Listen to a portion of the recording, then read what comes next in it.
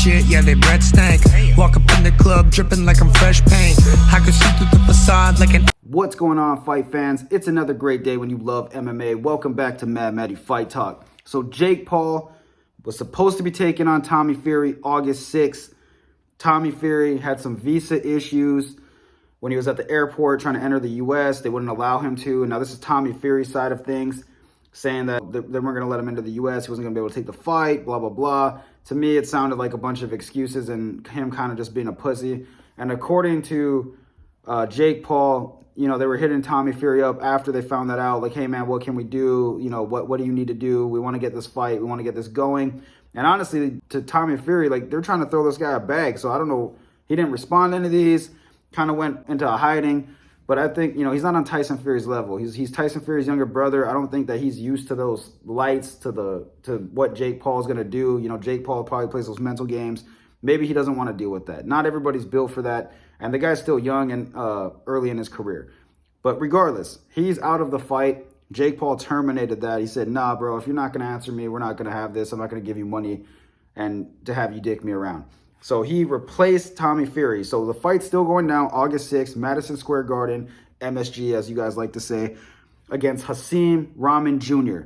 Now, Hasim is a much bigger step up than Tommy Fury. The dude is 12-1. He's 6'2", fights at 224, I believe was the last time he weighed in, was his fighting weight.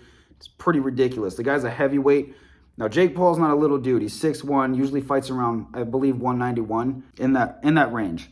So it's not like Jake's going to be completely undersized, but he's going to be underweight, I guess, if you want to put it that way, which could be an advantage, could be a disadvantage. You never know. But I've looked up Hasim. The dude's a big guy. He's faced some big dudes in the ring, so Jake is, you know, just another one for him. But the guy rips to the body a lot. He has the fluidity of a natural boxer, which is what us as fight fans have been asking for. We want to see that. So it's going to be an interesting fight for Jake Paul. And this, to me, is like, this is really going to set him apart as far as all the talk goes of, you know, he's not a real boxer. He's picking his opponents. Well, yeah, although he's picking his opponents, he's not picking a bunch of pussies. So, I mean, the first couple, like Nate Robinson and Ben Askren, you know, if this was MMA for Ben Askren, that'd be a lot different, but it's not. It was boxing, and he's not really a striker. Then he fought Tyron Woodley twice. The first one, I think, went to decision, which I kind of figured. I thought Tyron was going to be able to do more than what he did, but Jake is not a little dude, man, and he can box. And then the second time, he knocked Tyron Woodley the fuck out. It was crazy. He gave him a Rolex, told him it's time for you to go to sleep, and he did exactly what he said he was going to do. So Jake's been picking his opponents, but he's been leveling up. Jake's 5-0, taking on Hasim, who's 12-1, so it's a big step up for him. Now, Hasim does leave openings when he boxes, but you know, he's kind of one of those guys who fights with his hands low. So that's going to be interesting to see. It's going to be interesting to see if Jake can take advantage of that and fight smart like a counter fighter and avoid the body shots. But if Rahman Jr. rips to the body a lot and starts slowing Jake down, who honestly, he hasn't quite looked like he's in boxing form. He's been fighting a lot of MMA fighters who obviously, you know, they work on more than just boxing technique. They're thinking about jab to takedown, you know, leg kicks, stuffing takedowns. They're not just focusing solely on hands. So Jake, he's not like super fluid yet, but Rahman Jr. is super fluid. And these guys have history. They have sparred. There's a video clip that's going around now of them talking shit to each other after a sparring match, I believe. I don't know who got the better of who in that, but I'm interested to see what's going to happen. All I know is this is going to be a dogfight, and Jake Paul is going to get a real test here. The only other thing that's weird about this to me is if you're trying to capture the audience's attention and, you know, you kind of want to stay on that trajectory because you're doing great, you're making millions of dollars, and everybody's tuning in, and whether to see you lose or not, they want to see Jake Paul fight, which is some real shit. Now, if you're Jake Paul, I mean, I would have picked a guy like Anderson Silva, because Anderson Silva is a former MMA fighter who happens to have outstanding boxing. And the dude, Anderson Silva, is beating the shit out of real boxers. So that, to me, is respectable. You take on a guy like Anderson Silva, now you still continue to have the MMA world tuning in because we all watch Anderson Silva box. And you're also getting a real boxing test. And Anderson's same size, a little bit older, whatever, but the guy doesn't age. You know what I mean?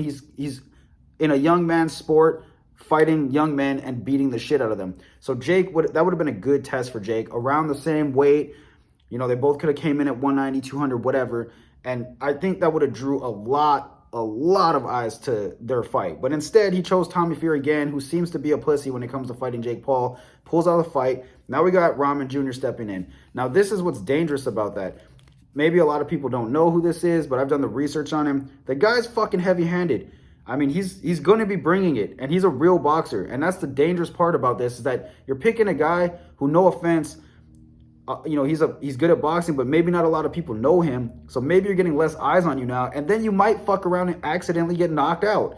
So now you're playing the danger game here of, I'm going to give this guy a chance because, you know, I need somebody to step in and fight. Instead of picking Anderson Silva from the beginning, who has a marketing tool, I feel like that would have been a fucking massive fight. But obviously Jake knows what he's doing. Maybe he knows that he can beat this guy because, like I said, they've sparred already. But the interesting thing to me is I was looking through Instagram. I saw Jake Paul posting about 3 other fighters in their 6 pro fight. Because this is going to be a 6 pro fight. And like, a lot of people give this guy shit for picking his opponents, whatever. But he posted something interesting, I thought. I'll just read it to you. Floyd Mayweather, 44 amateur fights. In his 6th pro fight, fought a 19-8 Bobby Gebert, I believe his name is.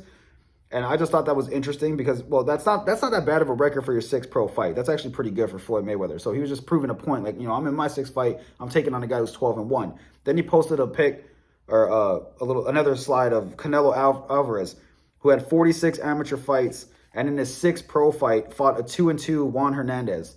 So he's trying to say, like, you know, you guys are fighting fucking nobodies, and I'm fighting like guys who are really good.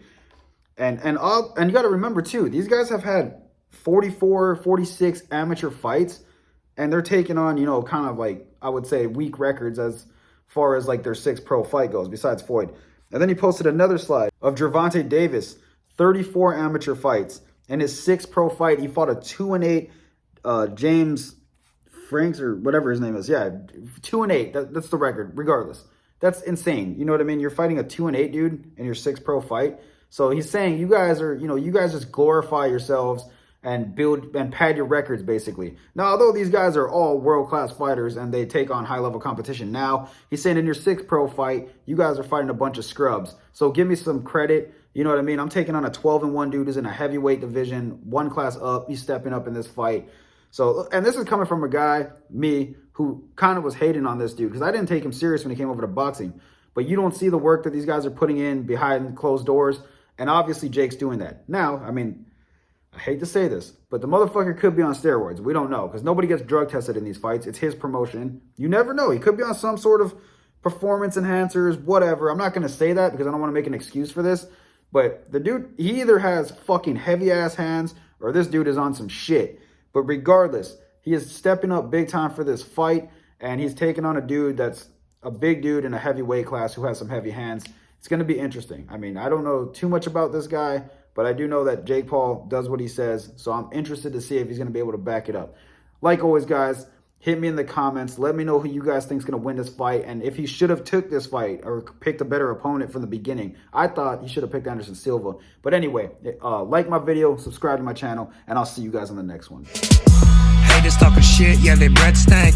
Walk up in the club dripping like I'm fresh paint. I can see through the facade like an